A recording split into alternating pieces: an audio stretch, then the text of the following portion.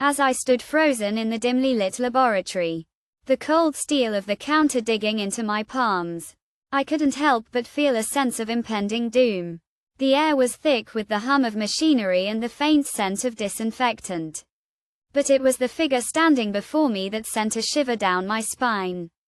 Kael, the ruthless CEO of NeuroSphere, sneered at me with an air of superiority, his eyes gleaming with malice. "You're a hard man to find, Elijah," he spat, his voice dripping with venom. "But now that I have you, you'll make the perfect addition to my collection."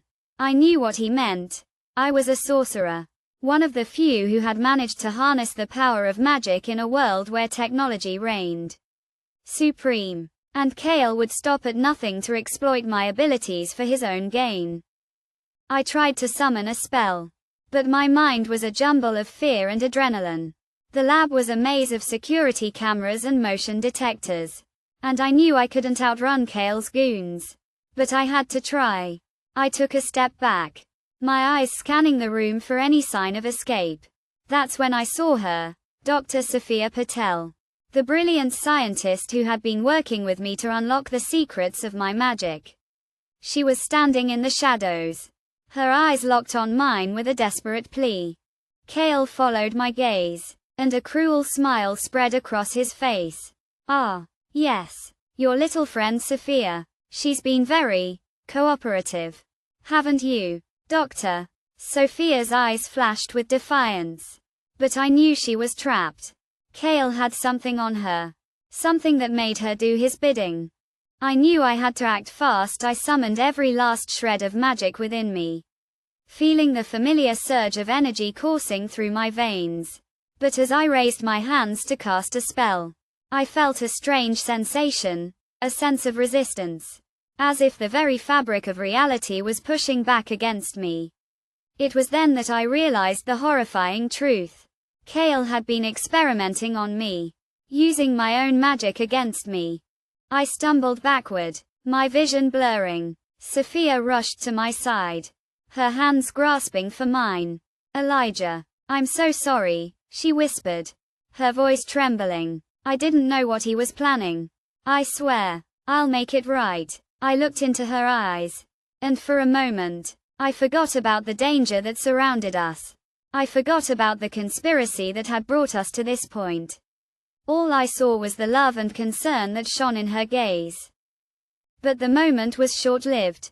Kael's laughter echoed through the lab, and I knew we were running out of time. "You have a choice to make, Elijah," he sneered. "You can either join me, or you can watch Sophia die."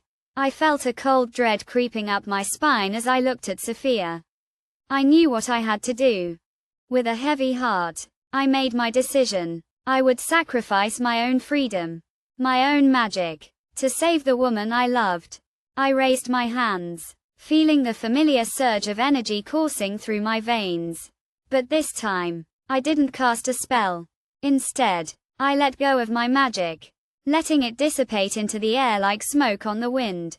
As I did, I felt a strange sense of peace wash over me.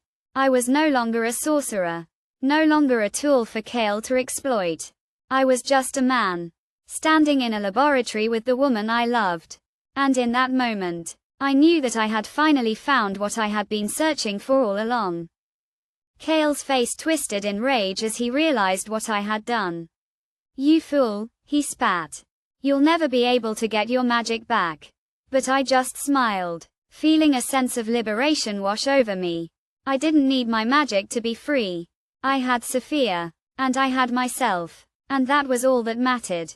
As the lab erupted into chaos, with Kael's goons closing in on us, I knew that we would face whatever came next together.